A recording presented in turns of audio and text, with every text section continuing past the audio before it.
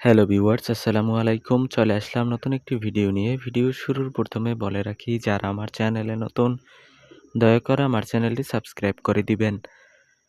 আর যারা ইতিমধ্যে দিয়েছেন তাদেরকে জানাই অসংখ্য ধন্যবাদ। তো আজকে ভিডিওর বিষয় হচ্ছে প্রাথমিক শিক্ষা অধিদপ্তর হিসাব সহকারী পরীক্ষা কত তারিখ নাগাদ অনুষ্ঠিত হতে পারে, সেই বিষয়ে আজকে বিস্তারিত জানাবো।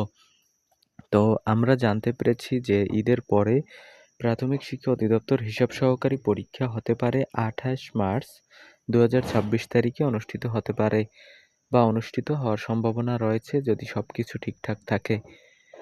তো আপনারা যারা এখনো পড়াশোনায় মনোযোগী হননি, দয়া করে আপনাদের প্রতি অনুরোধ থাকবে পড়াশোনার প্রতি মনোযোগী হন, এবং যারা জিজ্ঞেস করেছিলেন তাদের জন্য উত্তর হচ্ছে ২৮ মার্চ ২০২৬ তারিখে পরীক্ষা অনুষ্ঠিত হতে যাচ্ছে।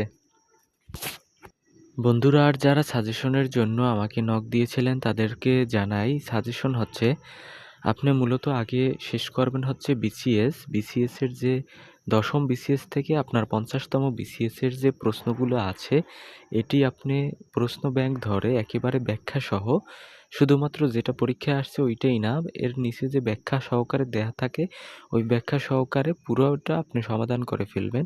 এর পরবর্তী কাজ হচ্ছে আপনাকে দেখবেন নিবন্ধন। যে কয়টা নিবন্ধন গেছে ওই নিবন্ধন কয়টা আপনি পড়ে ফেলবেন। এই ২ টা কাজ করা যখন শেষ হবে তখন আপনি সাবজেক্ট ওয়াইজ বই ধরবেন। যেমন বাংলার জন্য আপনি একটি বই সিলেক্ট করতে পারেন, এটা আপনার পছন্দ মতো। যেমন অগ্রদূত হতে পারে আপনার এটা পছন্দ, বা যেকোনো বই হতে পারে। এরপর সাধারণ জ্ঞানের জন্য এবং বিশেষ করে সাম্প্রতিক প্রশ্নগুলো আপনারা কারেন্ট অ্যাফেয়ার্স থেকে অথবা বিভিন্ন মাধ্যম থেকে আপনারা এটি কিন্তু দেখিয়ে নেবেন। কারণ হচ্ছে আপনার, এবং যেহেতু আমাদের সরকারে আছে বিএনপি সরকার, এবং এর হিস্ট্রিগুলো অবশ্যই আপনাকে দেখতে হবে। যেমন মুক্তিযুদ্ধ বিষয়, আপনার জিয়াউর রহমানের অবদান এবং বেগম খালেদা জিয়ার কী অবদান আছে রাষ্ট্র গঠনে, এ সকল জিনিস কিন্তু আপনাকে অবশ্যই দেখতে হবে। কারণ হচ্ছে নতুন সরকার কীভাবে প্রশ্ন প্যাটার্ন হয় এটা সবারই কিন্তু অজানা।